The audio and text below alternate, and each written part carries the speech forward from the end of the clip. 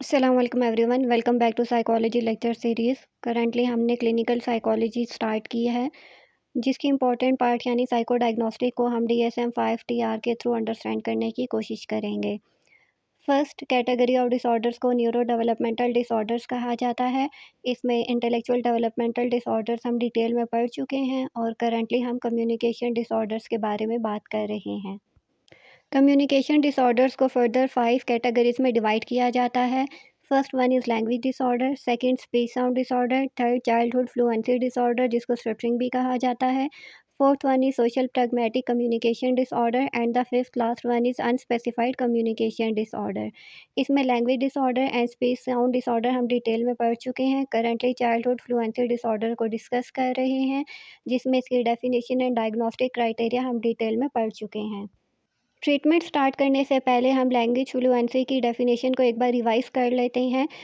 Language fluency ये होती है कि आप स्पीकिंग, राइटिंग, रीडिंग और लिसनिंग को फ़्लो में बोलते हो, प्रिसिजन होती है, ईज़ होती है। इस तरह से आप बात करते हो कि सामने वाला आपकी लैंग्वेज को ईज़िली अंडरस्टैंड कर लेता है।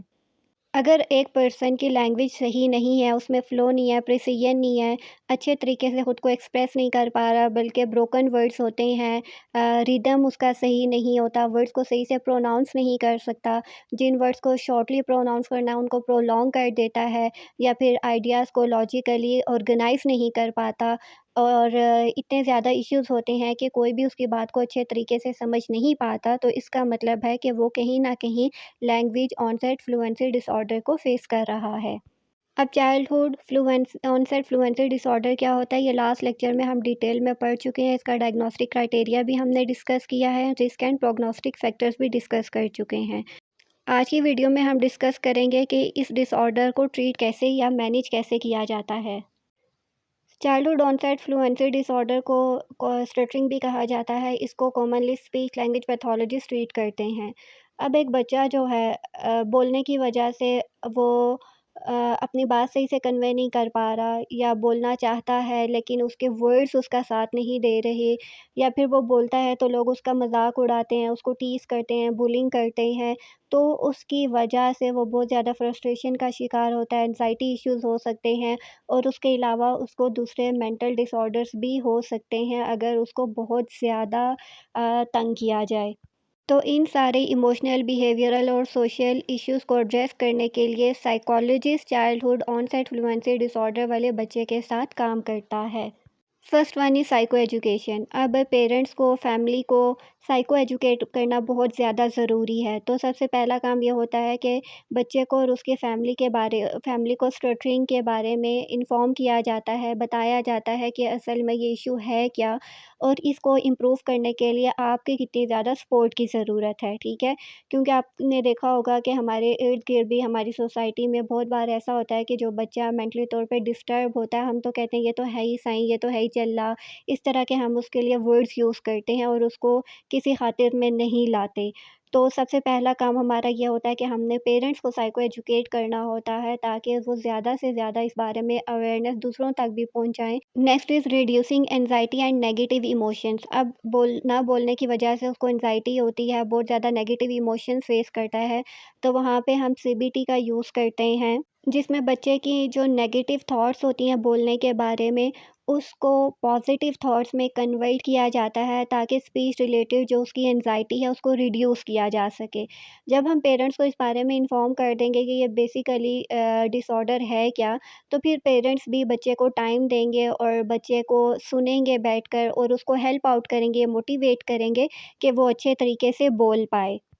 तो कॉग्निटिव बिहेवियर थेरेपी के थ्रू बच्चे के साथ-साथ पेरेंट्स के भी जो बच्चे को लेकर नेगेटिव थॉट्स हैं या बच्चे को खुद को लेकर जो नेगेटिव थॉट्स हैं, उसको आहिस्ता-आहिस्ता रिड्यूस करेंगे ताकि बच्चा स्पीकिंग की तरफ आए एंड देन रिलैक्सेशन टेक्निक्स उसको सिखाई जाती हैं। हमने डायग्नोस्टिक क्राइटेरिया में पढ़ा था कि बच्चा जो बोलता है बहुत ज़्यादा स्ट्रेस उसके फेस से शो हो रहा होता है। तो अब जो फिज़ियोलॉजिकल वो टेंशन होती है उसको रिड्यूस करने के लिए, उसको रिलैक्स करने के लिए हम उसको रिलैक्सेशन टेक्निक्स सिखाएँगे। जैसे डीप ब्रीथिंग है, उसके अलावा प्रोग्रेसिव मसल रिलैक्सेशन टेक्निक है, जिसमें उसके जितने भी सारे मसल्स हैं उसको हम रिलैक्स करना सिखाएँगे, ताकि वो जितना रिलैक्स होगा, उतना ही ज़्यादा वो स्पोकन की तरफ आएगा, उतना ही आहिस्ता-आहिस्ता उसकी सेल्फ एस्टीम हाई होगी और जो वो इश्यूज़ फेस कर रहा है, वो स्लोली एंड ग्रेजुअली डिक्रीज़ होना स्टार्ट होंगे। अब जो बच्चे के खुद को लेकर नेगेटिव थॉट्स हैं कि मैं बोल नहीं पाता, मैं बोलता हूँ तो लोग मेरा हँसते हैं, मज़ाक बनाते हैं, तो उसकी इन थॉट्स को हम पॉज़िटिव थॉट्स में चेंज करेंगे कि यानी यू कैन डू इट और उसको बकअप करेंगे, मोटिवेट करेंगे ताकि वो आहिस्ता-आहिस्ता बोलना स्टार्ट करे। Second one is behaviour strategies. Cognitive behaviour therapy में उसको खुद को लेकर जो उसकी नेगेटिव थॉट्स थी, उन पे हमने काम किया था। अब बिहेवियर स्ट्रेटजीज़ में हम उसके साथ काम करेंगे ताकि वो जो अवॉइडेंस बिहेवियर्स यूज़ कर रहा है, उसको वो काम करे। For example due to stuttering बच्चा क्लास में स्पीकिंग नहीं कर रहा, पार्टिसिपेशन नहीं कर रहा, ठीक है?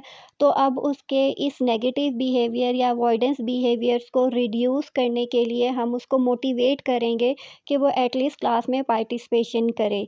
जब हम उसको पॉज़िटिव कर देंगे तो ऑटोमेटिकली वो फिर अपना बिहेवियर भी पॉज़िटिवली करेगा। Second one is systematic desensitization. Systematic desensitization पहले हम उसको इमेजिनेशन के थ्रू करवाएँगे कि उसको पहले रिलैक्स करके बिठाएँगे और फिर उसको कहेंगे कि वो एक सिचुएशन को अज़्यूम करे और फिर उस सिचुएशन के थ्रू उसको स्पीकिंग सिखाएँगे, ठीक है? और अगर उसका एंग्ज़ायटी लेवल बहुत ज़्यादा हाई होता है तो आहिस्ता-आहिस्ता उसको हम रिलैक्सेशन की तरफ लाएँगे, ठीक है? जब ये इमेजिनेशन के थ्रू वो स्पीकिंग करना सीख लेगा थोड़ा कॉन्फिडेंस बिल्ड कर लेगा तो फिर आहिस्ता-आहिस्ता हम उसको प्रैक्टिकल लाइफ़ में एक्सपोज़र करवाएँगे।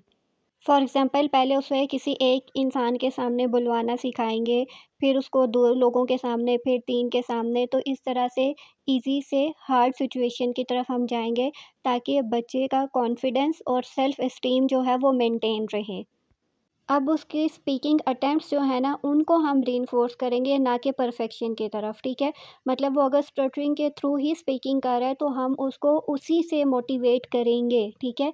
तो स्टार्ट में हम उसको आहिस्ता-आहिस्ता ऐसे मोटिवेट करेंगे ताकि उसका ध्यान परफेक्शन की तरफ ना जाए। क्योंकि अगर वो फिर ये सोचेगा कि वो तो अभी भी अच्छे से नहीं बोल पा रहा, अभी भी स्टटरिंग हो रही है, तो वो फिर से कहीं न कहीं नेगेटिव हो जाएगा।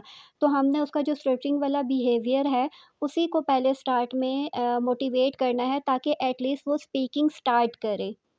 Next is social and emotional skills training. सबसे पहले आपने रोल प्ले कन्वर्सेशन करनी है बच्चे के साथ ताकि बच्चा कॉन्फिडेंस बिल्ड करे, ठीक है? फॉर एग्ज़ाम्पल आप जो है वो नेगेटिव रोल प्ले करेंगे और बच्चे से आपने पॉज़िटिव रोल प्ले करवाना है, ठीक है? नेगेटिव इन अ सेंस कि बच्चा बात कर रहा है और आप उसको बीच में इंटरप्ट कर रहे हो, तो वहाँ पे आपने बच्चे को सिखाना है कि किस तरह से बच्चे ने पॉज़िटिवली रह के अपनी बात को, अपने सेंटेंस को कंप्लीट करना है। Teach assertiveness so the child can handle टीजिंग और इंटरप्शंस, ठीक है? अगेन आपने उसको असर्टिवनेस सिखानी है। आपने उसको सिखाना है कि किस तरह से बात करने के दौरान अगर कोई उस बच्चे को इंटरप्ट करता है, तो उसने कैसे रिलैक्स रह के उनको रिस्पॉन्ड करना है, ठीक है? फॉर एग्ज़ाम्पल कोई बच्चे को टीज़ कर रहा है, तो बच्चे ने पहले तो रिलैक्स रहना है और फिर उस सामने वाले को उसने ऐसे रिस्पॉन्ड करना है, please stop I have not finished my sentence yet. इस तरह की छोटी-छोटी सेंटेंस आपने सिखाने हैं, ठीक है? अब ये डिपेंड करता है आप किस लेवल के बच्चे के साथ काम कर रहे हैं। जितना बच्चे का लेवल होगा उतने ही शॉर्ट एंड प्रिसाइज़ सेंटेंसेस आपने यूज़ करने हैं। इसके साथ-साथ आपने बच्चे को ग्रुप एक्टिविटीज़ में पार्टिसिपेशन के लिए भी इनकरेज करना है ताकि बच्चा सोशल आइसोलेशन की तरफ ना जाए। इन शॉर्ट साथ-साथ बच्चे को प्रैक्टिकल भी करवाते रहना है। पेरेंट एंड टीचर इन्वॉल्वमेंट बहुत ज़्यादा ज़रूरी है। जैसे हमने साइको एजुकेशन की बात की थी, वहाँ पे आपने पेरेंट्स को ये भी बताना है कि आपने बच्चे को पोलाइटली सुनना है, उसको इंटरप्ट नहीं करना और बच्चे को प्रेशराइज़ नहीं करना कि वो अच्छे तरीके से बोले, बल्कि बच्चा जैसा बोल रहा है आपने वैसा ही उसको सुनना है, ठीक है? और एक स्पोर्टिव कम्युनिकेशन एनवायरनमेंट आपने क्रिएट करना है। एटलीस्ट उसके रिलेटिव्स, उसके सिबलिंग्स जो हैं वो उसको टीज़ या बुलिंग ना करें। अब इसके साथ-साथ बच्चों को जो कोमॉर्बिड इश्यूज़ होते हैं, जैसे सोशल एंग्ज़ायटी है, सेल्फ एस्टीम है, बुलिंग एक्सपीरियंसेस हैं, इन पे भी आपने साथ-साथ काम करते रहना है, जिसके लिए हमने कॉग्निटिव बिहेवियर थेरेपी यूज़ की, बिहेवियरल थेरेपी यूज़ की, ताकि साथ-साथ कोमॉर्बिड इश्यूज़ भी रिज़ॉल्व होते रहें।